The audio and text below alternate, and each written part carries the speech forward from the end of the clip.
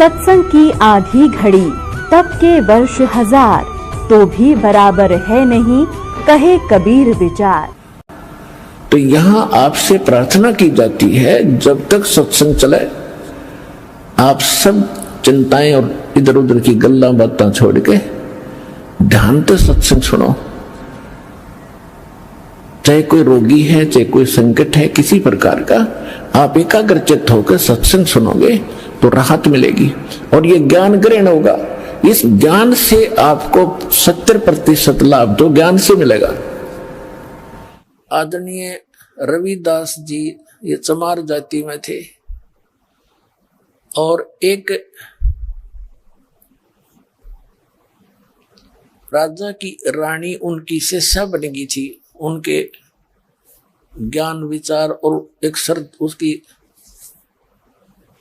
उसके अंदर अच्छी आस्था हो गई थी। उसको कोई ऐसी दिक्कत थी जिस कारण से आदरणीय रविदास साहिब जी से वो ठीक हो गई थी, तो बड़ी आस्था बन गई थी। तो पुण्यात्माओं, एक दिन रानी ने कहा, गुरुदेव मैं एक धर्म यज्ञ करना चाहती हूँ, जैसे सुना करते सत्संग में। रविदास जी ने कहा, कर लो बेटा। लेकिन रानी को पता था गुरु बिन माला फेरते, गुरु बिन देते दान। तो रानी ने 700 ब्राह्मणों को न्योता दे दिया राजा से कह के। 700 पंडित आगे वहां पर उनका भोजन बनवा दिया और पंगत में बैठ के खाना खाने की तैयारी होगी। उधर से रविदास जी को दे रखा अलग से आसन, क्योंकि गुरुजी थे सुंदर आसन पर विराजमान थे साथ में ही बिल्कुल। जब पंडित जी बैठ गए सारे पंक्ति में, भोजन परोस दिया, डाल दिया सबके सामने, तब उनकी दृष्टि पड़ी, देखा कि ये चमार बैठा है यहाँ पर। सभी उठकर खड़े हो गए कि रानी आपने हमारा अनादर कर दिया है, आपने हमारा धर्म बिगाड़ दिया है, इस चमार को यहाँ बैठा रखा है और हमारे भंडारे के पास।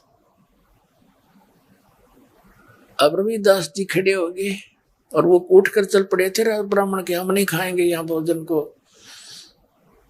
अब रविदास जी खड़े हुए कि महाराज मेरे से गलती होगी, मैं अपनी औकात भूल गया।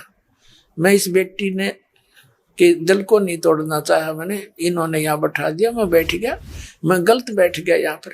मेरा स्थान तो आपके जूतों में था, मैं वहां बैठता हूँ, आप भोजन खाओ, भोजन छोड़ के नहीं जाना चाहिए। अब रानी कहने लगी, महाराज जी आप यहाँ बैठो, ये जाम है तो जान दे इनको। परमात्मा बोले, बेटा नहीं, भक्तों को ऐसे नाराज नहीं करा करते महापुरुषों को। मैं वहां बैठ जाऊंगा, मेरा क्या बिगड़ा है बता, मेरी आज्ञा का पालन करो।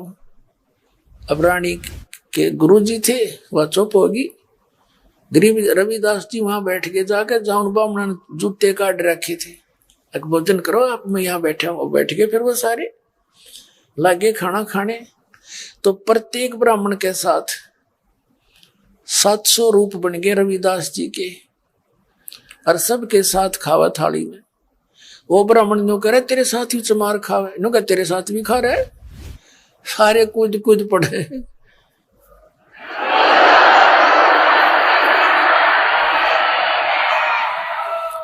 रविदास जी कहने लगे, महाराज मैं तो यहाँ बैठा हूं, यहाँ भी नहीं अच्छा लगता तो चला जाता हूं। जब सारे के वो खड़े हो गए तो रविदास जी भी सबके साथ एक एक खड़े।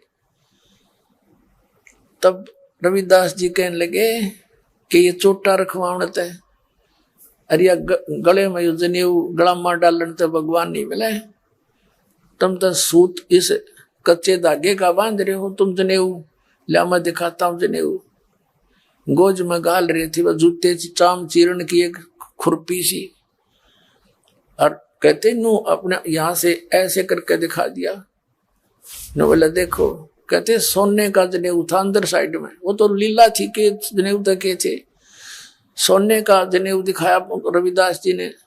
कहते इन जनेऊआ तो बात नहीं बना भाई, भक्ति करें पार पड़ेगी, आंडो पेट भरते तुम भी गधे बनोगे। 1.5 घंटा प्रवचन किया रविदास जी ने कबीर परमात्मा से सुने हुए ज्ञान की। 700 के 700 ने अपने वो जनेऊ तोड़ तोड़ घेर दिए, काट दिए उड़े। कहते 100 मन सूत बनया था, गरीबदास जी ने लिखा है उन गलाम्या का 1.25 मन सूत इतना लटकाया थे और लेकर नाम अपना गुजारा किया।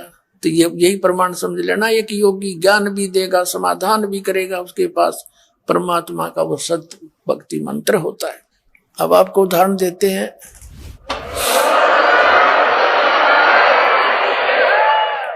तो रविदास जैसे आप सभी भक्तों आज ये सत्कर मान लेना, जो भक्ति वो करते थे परमात्मा कबीर जी से प्राप्त करके आज आप सबके पास है, लेकिन इसका मिसयूज ना करना, इसको कहीं सिद्धियां मत दिखाना।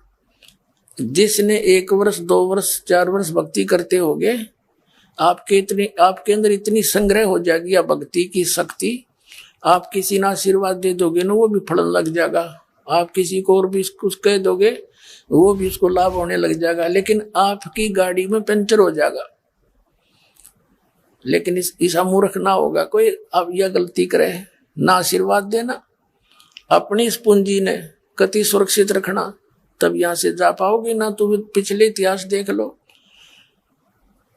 राजा जनक ने दया कर ली, 50% पुण्य दान कर दिए, नरक में दुखी देख के जीवों को, आप भी खाली हो गया।